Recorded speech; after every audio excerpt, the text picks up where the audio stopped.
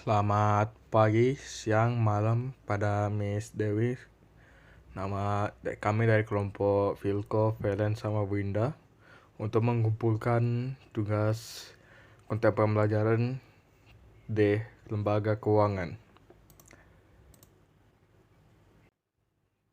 Fungsi dan tujuan bank.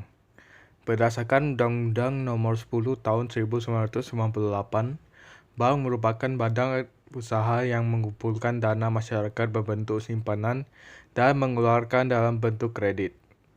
Aktivitas usaha ini dilakukan demi meningkatkan taraf kehidupan masyarakat terkait. Fungsi utama bank di Indonesia digambarkan lewat Pasal 3 Undang-Undang Nomor 7 1992,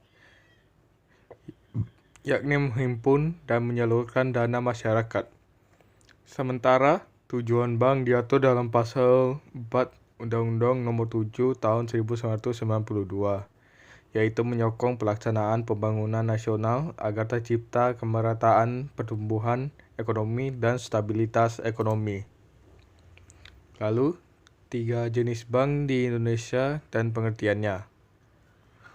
Bank di Indonesia dapat diklasifikasikan menjadi 3 jenis, yaitu bank sentral, bank umum, dan bank berkreditan rakyat atau BPR.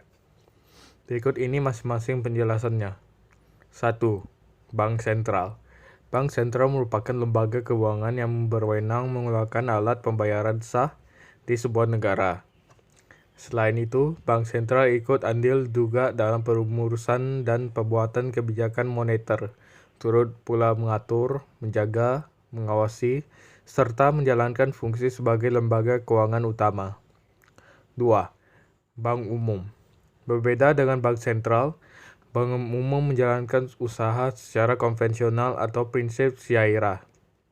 Dengan adanya bank jenis ini, lalu lintas pembayaran dari suatu pihak ke pihak lain agar dapat jadi. 3. Bank Perkreditan Rakyat atau BPR. Kegiatan BPR adalah perusahaan yang berdasarkan prinsip syairah atau konvensional. Perbedaan BPR dengan bank umum mencakup skala usaha yang kecil, misalnya tidak ada simpanan giro, falas, dan asuransi. Jenis lembaga keuangan bukan bank dan penjelasannya. Terdapat beberapa jenis lembaga keuangan non-bank, misalnya asuransi, koperasi kredit, perusahaan umum pegadaian, lembaga dana pensiun, dan perusahaan sewa guna, dan lain-lain. Berikut ini penjelasannya. 1. Asuransi. Asuransi menjanjikan sebuah pemberian tanggungan kepada seorang tertanggung. Biasanya diberikan dana ketika terjadi kerusakan, kerugian, atau hilangnya keuntungan akibat suatu yang tidak terduga. 2. Koperasi kredit. Kerap disebut pula sebagai koperasi simpan pinjam. Lembaga ini menyimpan dan memberikan pinjaman uang kepada para anggotanya. Namun, terdapat syarat dan bunga ringan yang mesti diserahkan oleh peminjam ketika membayar. 3. Pegadaian. Perusahaan umum atau perum pegadaian memberikan pinjaman kepada masyarakat golongan ekonomi lemah. Akan tetapi, uang yang dipinjamkan oleh lembaga ini setara harganya dengan barang yang dijadikan sebagai jaminan. 4. Lembaga dana pensiun. Dana pensiun berarti uang yang diberikan ketika seseorang masuk ke periode umur tuanya. Uang ini diperoleh dari potongan-potongan gaji selama orang tersebut bekerja. Ketika masa pensiun, dana itu akan bisa dicairkan. 5. Perusahaan sewa guna. Lembaga ini menawarkan pembelian barang sur. Selama angsuran belum tuntas, maka hak barang yang diangsur masih milik penjualnya. Ketika lunas, maka barang tersebut secara resmi menjadi pembeli. Lalu ada yang keenam, lembaga pembiayaan. Lembaga pembiayaan adalah badan usaha yang melakukan kegiatan pembiayaan dalam bentuk penyediaan dana atau barang modal. Lembaga sendiri didirikan untuk melakukan kegiatan usaha sewa, anjak piutang, pembiayaan konsumen, dan lain-lain. 7. Lembaga jasa keuangan khusus. Lembaga jasa keuangan khusus terdiri dari beberapa lembaga atau perusahaan yang dibentuk untuk melaksanakan tugas dan fungsi yang bersifat khusus. Lembaga ini biasanya kait dengan upaya mendukung program kesejahteraan masyarakat dan pemerintah. 8. Lembaga keuangan mikro. Lembaga keuangan mikro adalah lembaga keuangan yang khusus didirikan untuk pemberian jasa pengembangan keuangan asa dan pemberdayaan masyarakat, melalui pinjaman atau pembiayaan dalam usaha ke skala mikro kepada anggota dan masyarakat. 9. Teknologi finansial.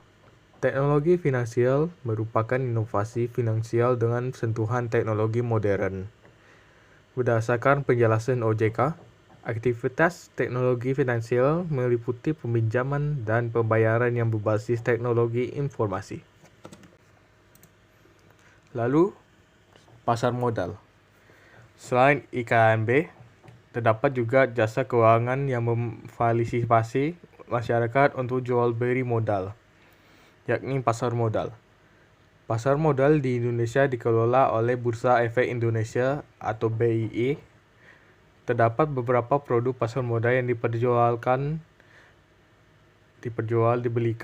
di BEI, yakni diantaranya 1. Saham, 2. Reksadana, 3. Surat utang obligasi, dan keempat, Exchange Traded Fund. Melalui BII, masyarakat dan investor dapat melakukan jual beli terhadap produk yang dikeluarkan oleh emiten yang terdaftar di BII. Lalu, Otoritas Jasa Keuangan atau OJK. Peran dan fungsinya. Otoritas Jasa Keuangan adalah lembaga negara independen yang mempunyai fungsi, tugas, dan wewenang pengaturan, pengawasan, pemeriksaan, dan penyidikan. OJK dibentuk pemerintah dengan 3 misi utama, yaitu 1. Mewujudkan terselenggaranya seluruh kegiatan di dalam sektor jasa keuangan secara teratur dan adil, dan transparan dan akuntabel. 2. Mewujudkan sistem keuangan yang tumbuh secara berkelanjutan dan stabil. 3. Melindungi kepentingan konsumen dan masyarakat. Dalam menjalankan fungsinya, OJK berkoordinasi dengan Bank Indonesia. Hal ini berdasarkan Undang-Undang Nomor 21 Tahun 2011 tentang OJK Pasal 39, yaitu 1. Kewajiban memenuhi modal minimum bank. 2. Sistem informasi perbankan yang terpadu. 3. Kebijakan penerimaan dana dari luar negeri, penerimaan dana valuta asing, dan pinjaman komersial luar negeri. 4. Produk perbankan, transaksi derivatif, kegiatan usaha bank lainnya. 5. Penentuan institusi bank yang masuk kategori Systemically Important Bank, data lain yang dikecualikan dari ketentuan tentang kerahasiaan informasi. Lalu, ini aja presentasi dari konten pembelajaran tentang lembaga keuangan. Mohon maaf jika saya dan tim-tim yang lain mengalami kesalahan. Saya ingin berharap untuk terima kasih dan selamat pagi, siang, dan sore.